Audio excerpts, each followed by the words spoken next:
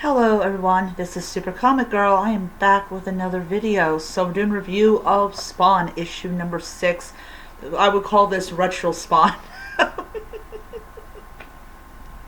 Retro Spawn. Yes, we're going to call it Retro Spawn because it's retro. This is from the 90s. So way before a lot of you guys were ever born. So one of the things I want to say is when I decided to get back into collecting comic books, I had to buy Spawn.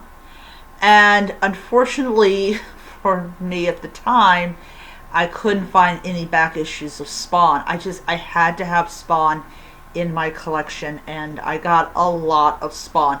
Not as many as I had initially said months ago that I was going to get. It's just that,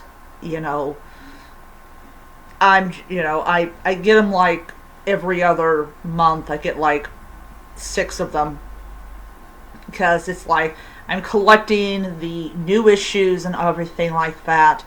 And so that basically kind of like puts a cap between like what I bought that's brand new and the ones from the 90s. So yeah, so I call this Retro Spawn. This is Spawn at his best. And you don't in the earlier issues of Spawn, you don't see a lot of the things you see in the the Unchained Violence one that I only have one issue of. And I'm gonna take that to the comic people and have them grade it, because I like to put that on my wall. If I can figure out how to do that. I mean, my brother would be like, "Well, you get these little things and you do." Okay, see, I tell you what, you're gonna put it. You're going to do that. And I'm just put like the little tabs where I can easily remove it and stuff like that. Yay to Command Adhesive. Alright, so, I'm gonna, speaking of slabs, I'm buying like one a year, mainly because I'm not really into slabs, but I want to have like one per year, so I feel like that I've got something different besides readable comics. Okay, so Spawn issue number 6. So you have this guy, he works for the Mafia, and he has like surfaced with a smile as he kills people and destroys buildings and all that wonderful stuff the Mafia apparently in this world care about. I do not know why they care about destroying buildings, but yeah. So here's some interior art. I will say something about this issue. This issue is very old school, and it's you can pretty much tell the difference in how stories were told back in the 90s. And I think that's why I really look at like the 90s and I'm going to be like, yeah, this was like the best decade. There was some troubling things.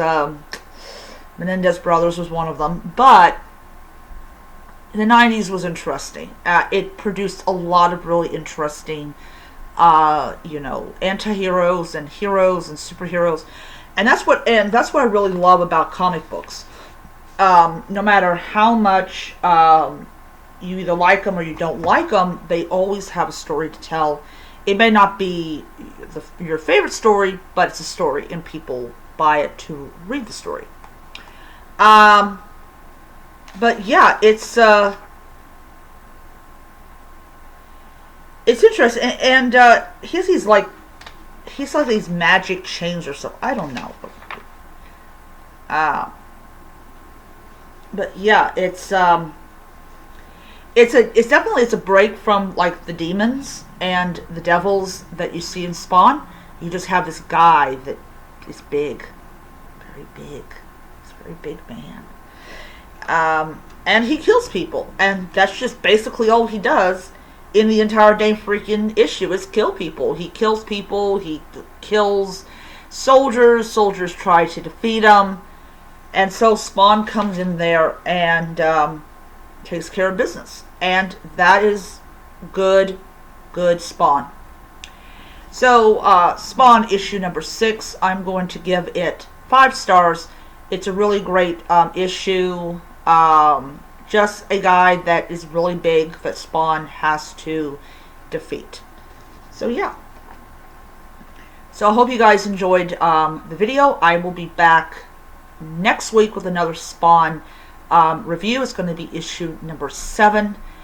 And then when we get to issue 8, I will be letting you guys know about the future of the issues that I bought months and months ago, and of course, yeah. But I do intend, I will let you know about that.